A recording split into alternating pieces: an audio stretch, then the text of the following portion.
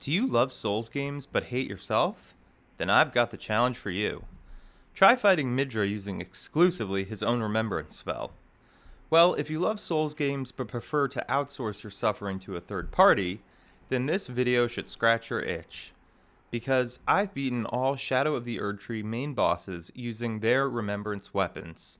And to make this even more torturous, I limited myself to using only the weapon art associated with these weapons. Anyone can beat a boss using a spear's regular moveset, but fighting Messmer using only Messmer's assault is a different story. Speaking of which, let's dive in with the big man himself. Messmer's spear's weapon skill, Messmer's assault, allows for multiple inputs to execute a complex, multi-phase move that mimics Messmer's signature attack. With one input, you swoop up into the air and discharge a circle of fire. If you press R2 again, you'll follow that up with spear thrusts into the ground. It was clear to me before the fight even began that the follow-up would simply not be possible given how long it takes to discharge, so I had no expectations for that. My focus would instead be on getting off the one input, which takes enough time as it is. Messmer attacks almost exclusively in strings of combos, so capitalizing on the brief but very clearly delineated windows of downtime between these combos would be the key to success in this fight. What soon became apparent was that if you get the skill as soon as a combo ends, you can finish it while he gets one attack deep into his next combo. You can then immediately begin dodging through the remainder of the combo before repeating the process. So it's a race of attrition here, a race that's winnable if you maintain this balance of getting hit only one time for each time you execute the skill. This one took a number of attempts, but honestly there's a pretty decent margin for error here, and the victorious fight didn't need to be nearly as clean as some others in this run.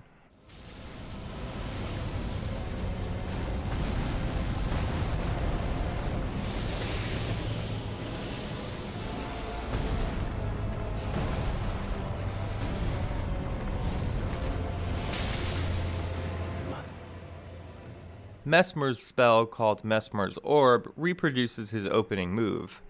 Much of the same pacing issues persevere from the first fight against Messmer, so this cadence of dodging and attacking was fairly familiar at this point. One added complication, however, was the sensitivity of this spell to the direction your character is facing, which posed a bit of an annoyance. In the final attempt, I completely whiffed the opening of Phase 2, and was positive I was dead, but somehow I'd clung to a single molecule of health. Phase 2 was a bit harder this time than the last time, because after you land with this spell, it sort of forces you to linger in place for a moment, which is problematic in the context of Messmer's snake transformations, which emit a toxic carpet of sludge in its immediate vicinity that you need to evade very quickly. Taking damage from this sludge not only obviously damages you, but can also stun you into taking subsequent damage from rapid snake attacks. Nonetheless, both Messmer fights were neither the easiest nor the hardest entries in this run, and Messmer's goes down.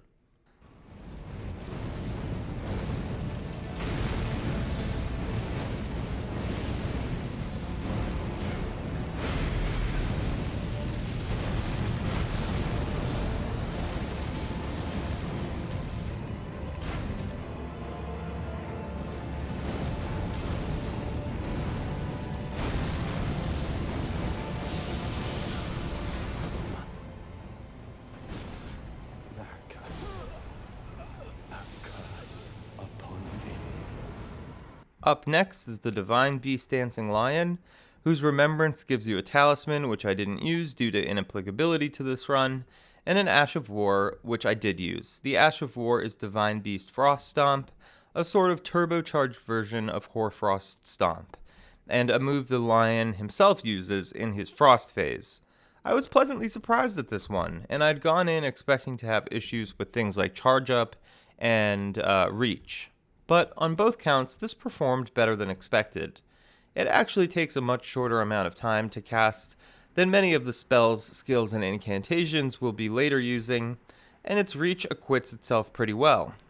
I was also worried about frost damage resistance, but again, my worries were mostly assuaged when I saw its performance. I could typically do around 1100 damage at close range, which definitely isn't the most amazing I'd encounter in the run, but also far from the worst. I was occasionally open to counterattack damage, and it was pretty difficult to discharge during the lightning phase, when you really only have a lot of attack opportunities with dexterous quick weapons to begin with, but otherwise, this was a fairly painless fight.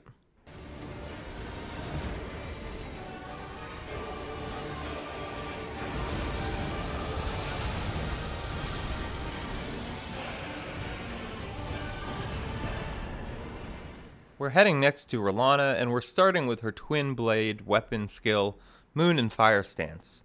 By holding down L2, you can then press R1 to eject magic discs, and R2 to create a vortex of flame around you, and you can hold that one for longer damage. Given the agility of the fight, I knew from the outset that the magic projectiles would be my offensive staple. This skill was recently buffed, and dear lord was it devastating against her. You can hit her at a decent distance for less damage, but the projectile damage stacks with the regular melee damage if you strike her within the sword's hitbox. Of course, doing so opens you up to counterattack damage, but I was pretty surprised by how many opportunities there were to hit her up close and still dodge away in time to avoid a hit. The ability to maintain constant pressure with this skill led to a stagger around the halfway mark, which then let me get off a critical hit and then trigger the much more punishing and protracted R2 attack during her phase transition. Between the crit and the R2, I was thus able to enter phase 2 with at most only a fifth of her health remaining. This weapon skill was so successful that I completed the fight on the first attempt without needing to heal a single time.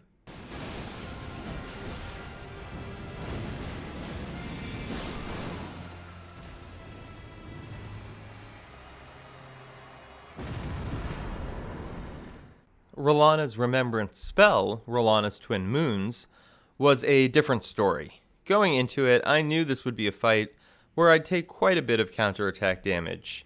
The spell mimics the dual moon explosions she executes at around 1/4 health remaining. You slowly launch into the air and then plunge down 3 successive times.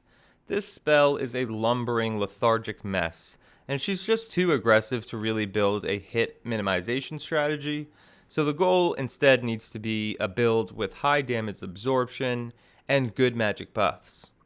Fortunately, even though you're getting counterattacked almost incessantly, the sorcery does do quite a bit of damage. Getting through phase 2 was the tricky part, as even with very strong armor and appropriate talismans, her additional magic and fire buffs can effectively kill you while you're in the air in a single go, so I had to be a bit more judicious about which opening I chose. But in the end, even this only took a few tries to succeed.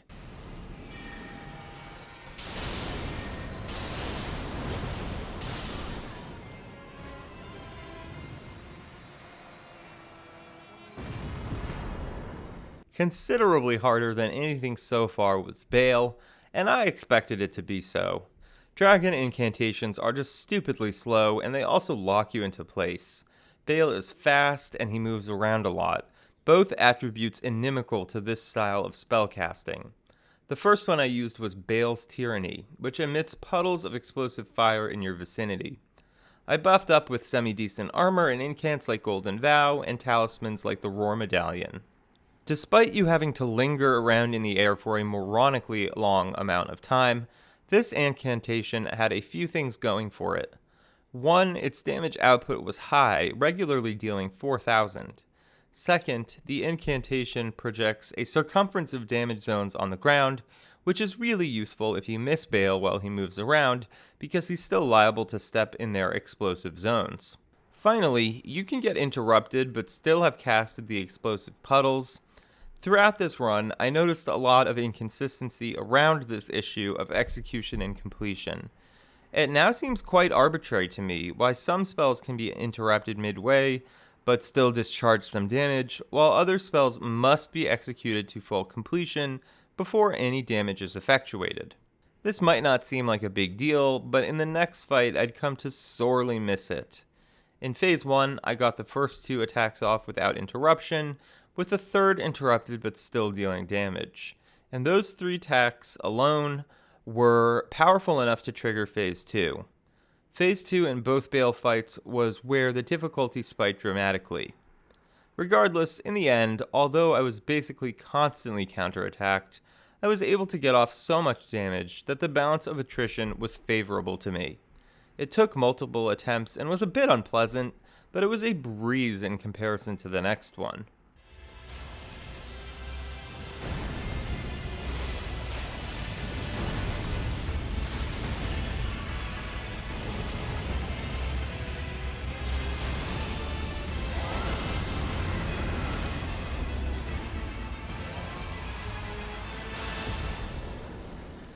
The fundamental problem with Bayle's Flame Lightning is that, as I alluded to, it will not deal damage if it's interrupted, and Bayle's middle name is Interruption.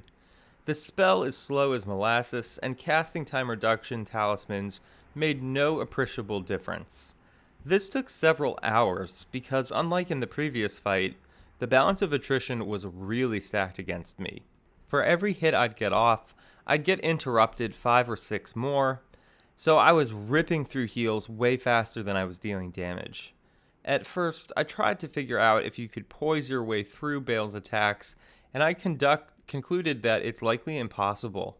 Using the highest poise armor, the poise talisman, etc., I was still interrupted mid-cast by all of Bayle's attacks, so I believe the game does not permit you to attack him while he attacks you. I could be wrong though, someone let me know in the comments if I missed something.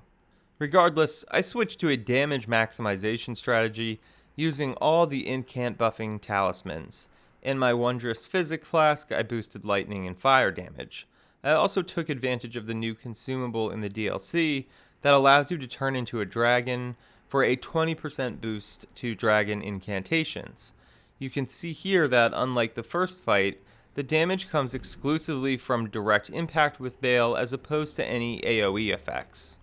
In this attempt, it was pure luck that I was able to get 2 attacks off in a row, and with these damage boosters, those 2 attacks alone dealt like 11,000 damage.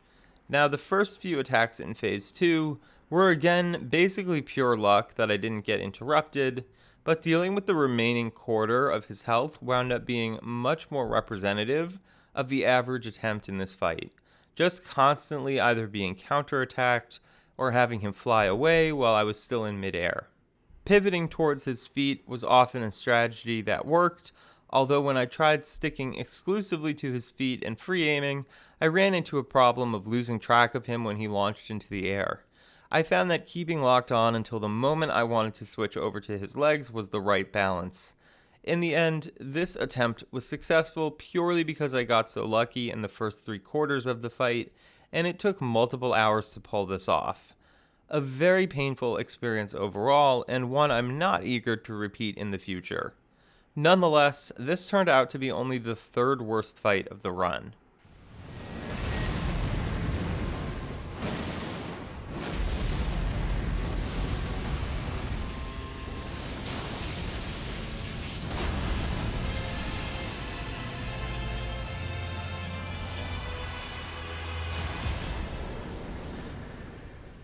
As long as we're talking about self-torture, let's move on to the first Gaius fight, which ended up being the 2nd worst of the entire run.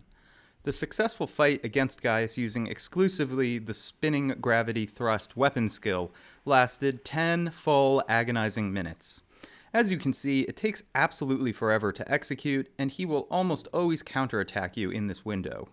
The problem here, relative to the fights we've seen already, is that it deals so little damage to Gaius that trading hits ends with you dying pretty early in the fight.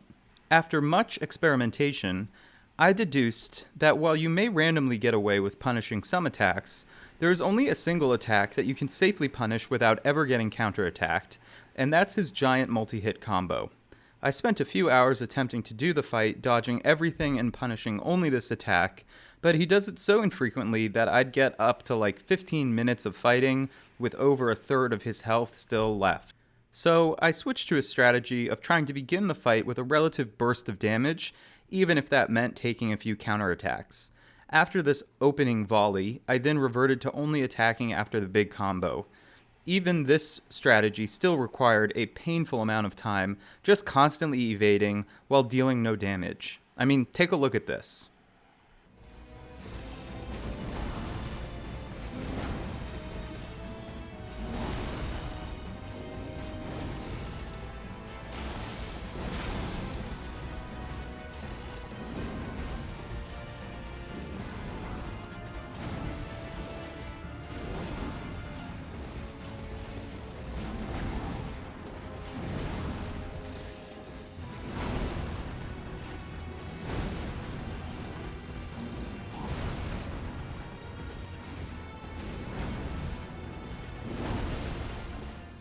In the end, after a trillion attempts that each lasted an eon, I finally brought Gaius down. Absolutely awful.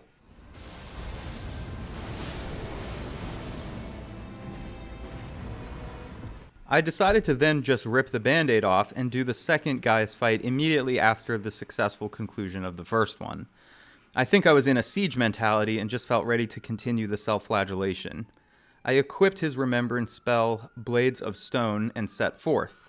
I was prepared for the worst, but I was immediately shocked by how quickly you can cast this spell. It's a night and day difference. It executes almost instantly and has virtually no cooldown time, so I could intersperse evasion and offense far more equitably than in previous fight against Gaius. The damage itself was pretty pitiful, but again, this demerit is offset by how easy it is to cast. In fact, it was so easy to cast that I defeated Gaius in my first try.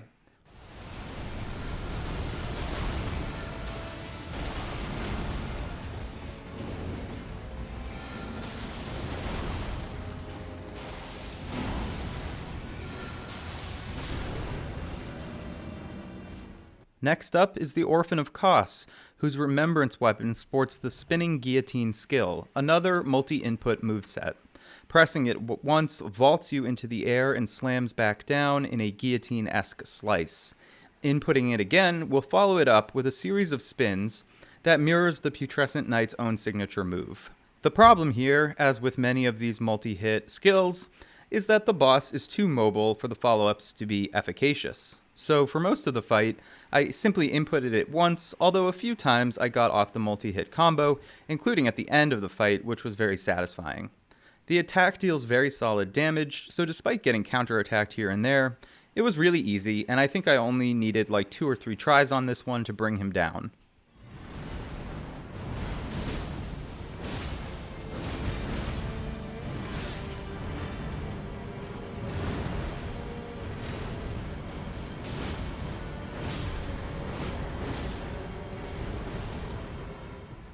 The second fight against Puke Knight was even easier.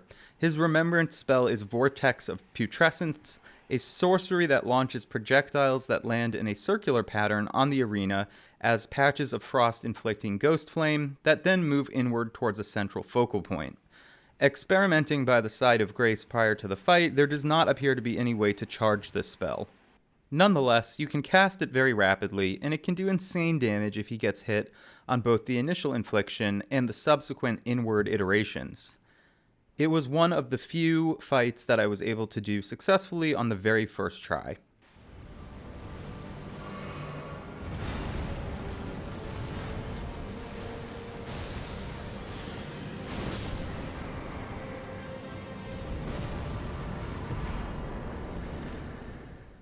Metyr provides you with a goofy-looking weapon whose skill is Kowtower's Resentment.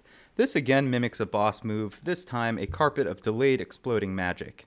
At close range, you can get off damage on both the downward swing and the explosion, and charging it also makes a big difference. Unfortunately, Metyr's high aggression and sporadic mobility meant that opportunities to safely charge it were few and far between, so I mostly stuck to uncharged attacks. The damage output was pretty variable due to the factors mentioned, with a tremendous range spanning from 1,000 on the low end to over 5,000 on the high end. It took a number of attempts to succeed at this because Metyr's attacks are so damaging, but it wasn't nearly as awful as Bayle or Gaius. All told, it's actually a pretty good weapon skill, and the difficulty of this challenge is artificially inflated by the self-imposed rule to use the weapon skill exclusively. Using this as a regular heavy weapon and strategically mixing in the Kowtower's Resentment would probably be the ingredients to a pretty decent build.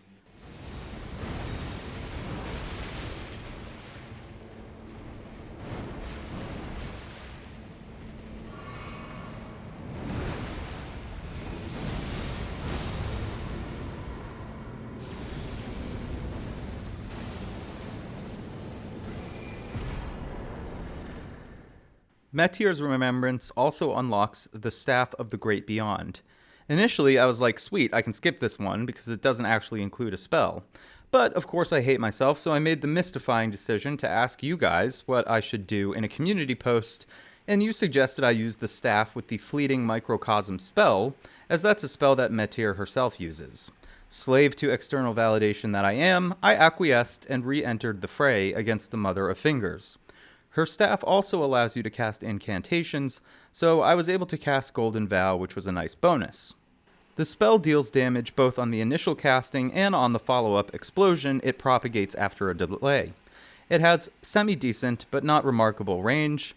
There's an appreciable difference between the charged and uncharged versions of this spell, but as with the weapon skill, there were few opportunities to get off the charged version. In the end, the challenge with this was just the challenge one generally faces with Metyr, which is her massive health bar. At over 43,000 health, only Midra and Radahn have more than she does. So between how long it takes to kill her, how powerful her attacks are, and the propensity to take counterattack damage, staying alive long enough can be a bit taxing, but it wasn't anything like the ordeal our next boss burdened me with.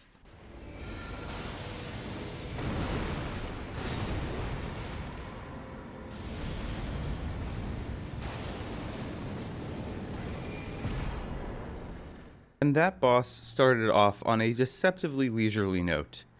Midra's Remembrance weapon brandishes the Golden Crux skill. Again, a multi-input skill, and again, one that reproduces a boss move identically. Hitting R2 once thrusts the weapon into the ground, and hitting it again will cause spikes to jet up. As with other multi-hit skills, there was functionally no hope of having much opportunity to use the second input, so I'm mostly stuck with the single R2, although the opening move does give you the chance to showcase it. Nonetheless, even the single input move does very respectable damage, usually above 2,000. Midra has many short windows of cooldown that are just generous enough to allow you to pull off the single input attack, so this fight was extremely straightforward.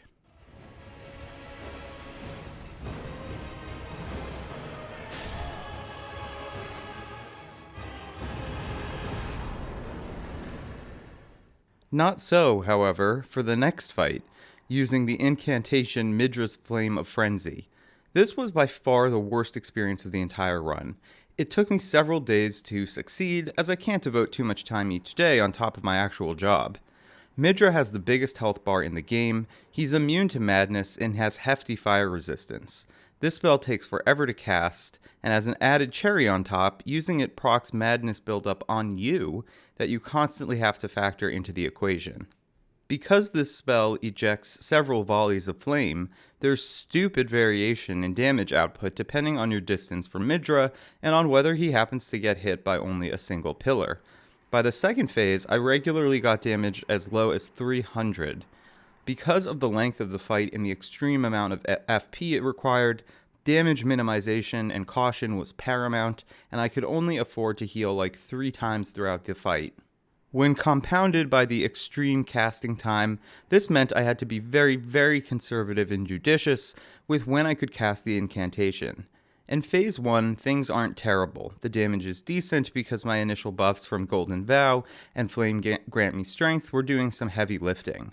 You can see that I've memorized in Phase 1 which attacks can be punished and which are unsafe.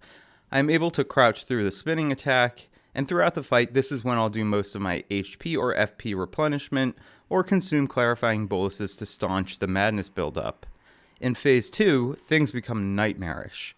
While the majority of Midra's attacks in Phase 1 are punishable, the majority in Phase 2 do not have a long enough window to punish, and I quickly fall into a pattern of protracted periods of dodging, with precious few opportunities to attack.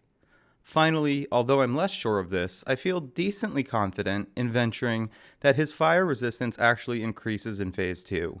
There doesn't seem to be any other way to account for the consistently worse damage I was able to do against him in Phase 2 when, as I mentioned earlier, I not uncommonly eked out a tragic 300 on an attack that I might have had to wait almost a minute to cast. The successful run lasted almost 17 minutes, not far behind the 19 minutes it took me to kill the Demon Princes with the Demon Scar when I did this same challenge for Dark Souls 3, which is currently the record holder for most horrible run. It required evading an average of 25 attacks per minute while executing a mere 5 attacks of my own. I consumed 11 flasks of FP. It was an all-around traumatizing fiasco, and the sense of relief I felt when I finally succeeded left my hands trembling.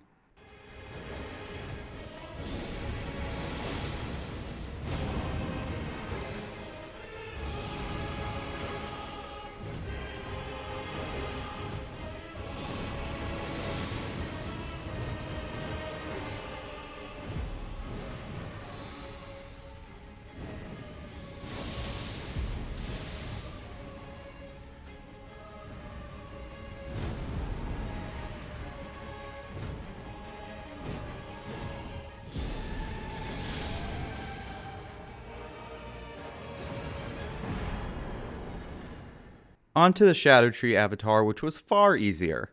The melee weapon is perhaps the most goofy looking in the roster, and I had low expectations, but my prejudice was roundly rebuked. The skill on this slapstick prop, the Shadow Sunflower Headbutt, is absolutely gnarly. It does suffer from slow casting time, but as you can see, a direct hit eliminates half of the Sunflower's health, and 2 hits in a row ended Phase 1 entirely.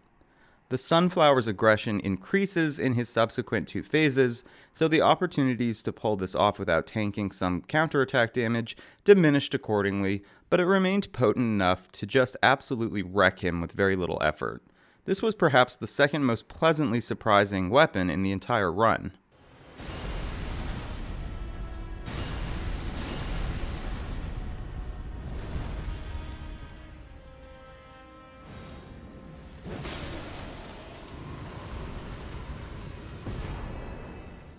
The Sunflower also endows you with the incantation Land of Shadow. For this, you kneel down and cast a concatenation of holy projectiles. The casting speed for this is not ideal and posed a bit of a hindrance. One virtue it does have going for it is its tremendous range. I could cast this from halfway across the arena and it would still hit him. It honestly might have some of the best range in the entire game, although I use magic way too seldomly to confidently make that claim for sure. I definitely exhausted much more healing flasks in this attempt than I did using his melee weapon, but again, it was injurious enough against him that it still numbered among the easier chapters of the run. For sure, a solid spell to use at a distance.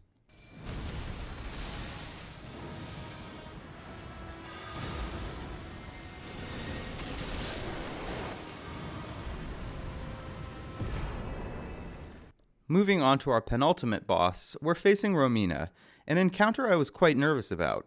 Both of her remembrance items do rot damage, and she is, of course, immune to scarlet rot, so I'd be relying solely on their physical damage, and I didn't know what to expect, although my initial unlettered outlook was quite grim. I started with the Rotten Butterfly's incantation, which, on top of the issue of her rot immunity, also has an obnoxious casting time. That meant being counterattacked was a virtual certainty every time. Would the purely physical damage it dealt be enough to offset the damage I'd take? I feared not. Then I cast it and watched as nearly 4,000 points of health evaporated, and I literally laughed out loud.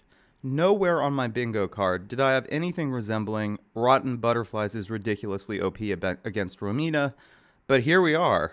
Rotten Butterflies absolutely obliterated her, so much so that I didn't bother experimenting with viable attack openings at all.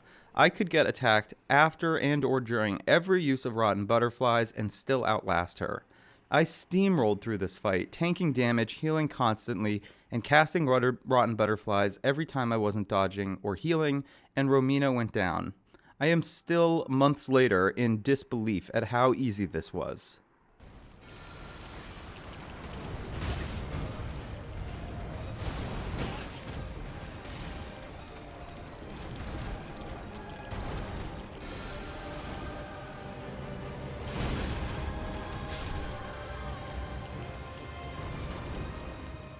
After the fight, I figured that much of the damage I did is attributable to the sheer number of individual butterflies, which would not be true of the weapon skill on her pole blade, Romina's Putrefaction. This aerial slice and swirl is accompanied by a much more modest number of butterflies. Surely for this one, I'd need to do more than spam the weapon skill. I entered the arena and promptly did over 3,000 damage and immediately decided that no, I would not obligate myself to do anything that required any more cognitive sophistication than the brainstem can handle on its own. I simply spammed R2, dodged occasionally, got hit constantly, healed a ton, and killed her. Laughably simple, and I still cannot get over how huge the chasm between my preliminary anxiety about these fights and the actual experience of them turned out to be.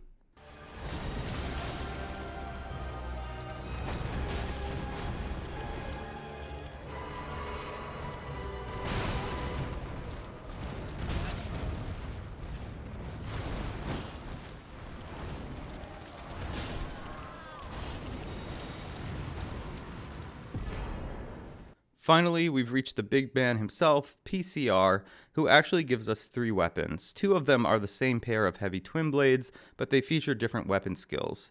We're starting with the Lord's Swords, whose skill is Promised Consort. This attack mimics the first few attacks of the giant multi-hit combo he uses in Phase 2 of the fight. I was worried on a number of scores. First, I assumed his holy resistance would be through the roof. Second, I assumed I'd be counterattacked too relentlessly. On both counts, my worries were only partially justified. It should be noted right at the outset that for all 3 of my PCR fights, I think they probably would have been impossible before the patch when his cooldowns were much shorter. Even in a post-patch world, these were still pretty tough and lengthy weapon skills, so it wasn't a walk in the park. But if I stuck to the combos with the biggest cooldowns and made sure to attack from his rear, I could either avoid counterattack or at least only take 1 hit. In the second phase, these windows are usually signposted by the carpet of holy pillars he pulls from the ground. Any attack that ends with that can be pretty safely punished with the Promised Consort skill. Its damage was also unexpectedly solid, and I made sure to boost this with the Holy Damage Boosting Talisman and the Holy Boosting Crack tier. This fight, along with the subsequent Radahns, was not necessarily a walk in the park, but it was much easier than I anticipated.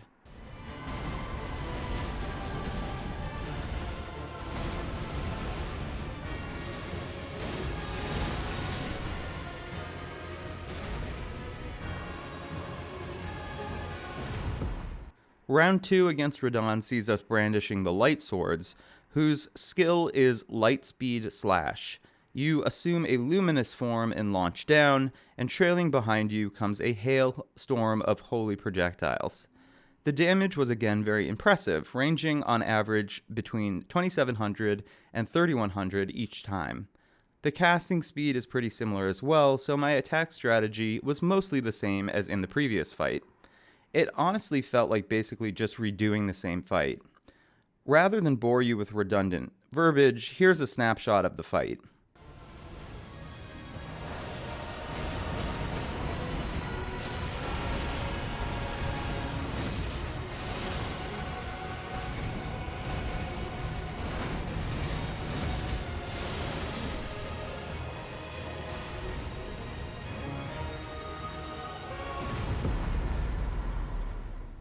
We close the run out with the final incantation that Radahn's remembrance makes available, the Light of Mikola.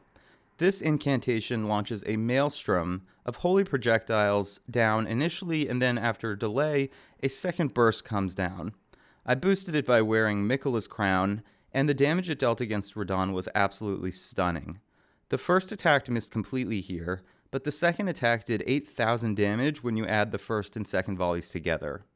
In some of my attempts, if I managed to get the hits off completely, I could trigger 2 phase after literally 2 attacks. The opening of Phase 2 gives you a perfect opportunity for some damage, as you can execute the attack as soon as you get out of range of Radahn's initial AoE. This one took me longer than others because the windup of this attack is pretty extensive, so my damage received was much higher. I settled into a pattern where I'd wait for that same kind of opening as in the first two fights, cast the incant, take a bunch of damage, dodge until I saw the same opening, use that opening to heal, dodge again until the same opening, casting this time, taking damage, repeating the cycle of casting, dodging, and healing, etc., until I wore him down. Again, it's very clear that this would have been impossible before the patch, and it was still quite challenging with the patch, but I'm glad to have done this challenge now rather than prior to the patch, so that I could conclude the run with 3 successes rather than 3 failures. If you enjoyed this challenge, please bless me with a comment and a like. If you enjoy Soulsborne content, consider subscribing, as I do a wide range of both challenge runs, video essays, and guides on FromSoft games. As always, if you've made it this far, you have my most genuine gratitude for watching.